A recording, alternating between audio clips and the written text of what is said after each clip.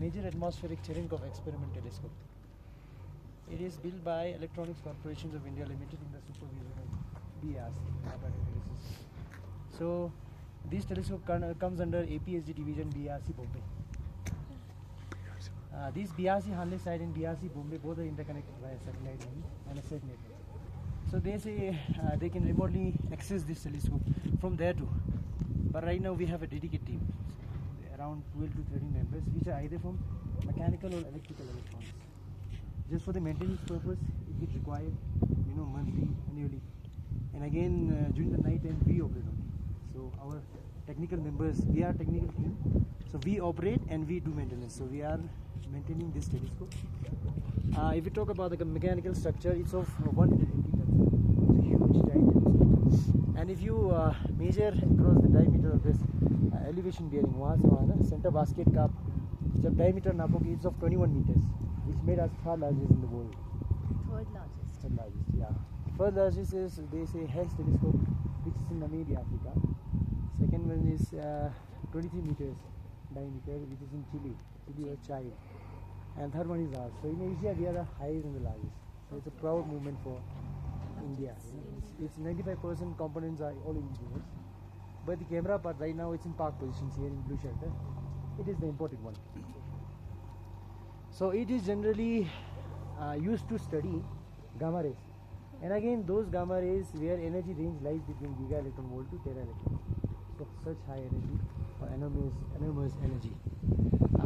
If I give you a hint right now, the energy which we can harness on our Earth with the nuclear power plants is in mega electron volt. Then it's about 6 electron volt. But the energy possessed by the sources, which is in extra galactic or galaxies or universe, they have tera electron volt. It is about 12 electron volt. So it's an attempt to study universe better, know sources better.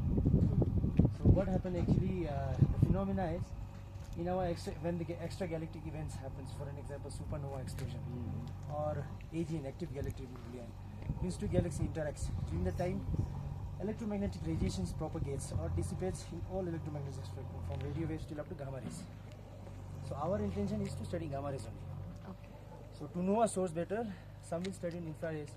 We have to we have to study from each and every angle. Some will go for microwaves, some telescope will study micro, some study infra, some study X-rays. We are studying gamma rays. So gamma being at the highest of this electromagnetic spectrum, it is too energetic. So they say in astronomical society it's a new kind of fields to study. So it's been installed, or the BRC, this main telescope was installation started from 2014 till up to 2019, and the first observation was taken in 2021, and in 2024 October, Secretary Mohanty Sabes came and did the inauguration of this telescope. So those sources I mentioned, extragalactic events like supernova explosion or AGN, when these sources happen, when they propagates energy in all electromagnetic spectrum, now gamma rays cannot directly enter in our Earth atmosphere. If it do, the human existence is not possible. So due to its high frequency, it just surpasses the energy into our atmosphere only. According to the wavelength, they just surpasses the energy in our atmosphere. Our atmospheric particle got charged, so they got energized. So here the cascading effects, a kind of a chain reactions happen. Like electron में बांटेंगे 2 to 4, 4 to 8, 8 to 16, such kind of breakdowns will happen, and conical showers will come. We call it Cherenkov showers. So here the main stands for Major Atmospheric Cherenkov Experiment Telescope. Here the C stands for Cherenkov, here, Russian scientist who proposed this phenomenon. He says either you can study gamma rays with this space-bound telescope or a ground-based telescope. Like NASA did formulate, they have a space-bound telescope. उन्होंने space में ही भेजा है और they directly capture the gamma rays. We have this ground-based telescope. Now this phenomena happens. The breakdown of electrons happens, cascading effects. So it is a medium or a duration for only nanoseconds, 10 nanoseconds, 7 to 8 nanoseconds. And again, the energy that they lose in a kind of a bluish kind of light. We call it Cherenkov light.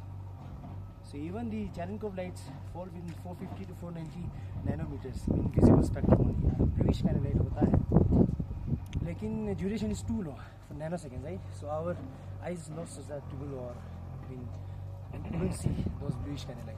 But if you search YouTube how to see Cherenkov light and all, there's so many methods. You can see under the waters, Cherenkov lights. So when those Cherenkov showers happen during the night time, these are very faint bluish kind of light.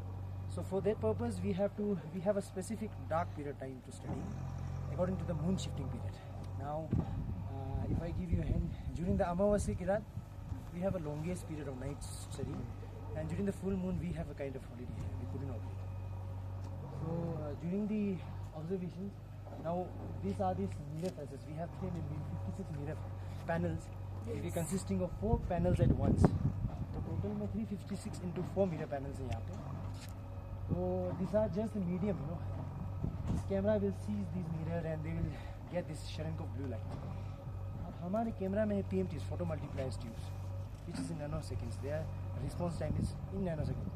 So they can actually see this bluish kind of light. अब bluish kind of light है, एक photons है. उस photons को यहाँ पे back and electronics है sir. PMTs के पीछे एनोड्स लगे हैं, उसे एम्पलीफाई करके हमें यहाँ पे सिर्फ फोटो इलेक्ट्रिक इफेक्ट होगा. So those photons, bluish kind of light, will just convert it into anode current.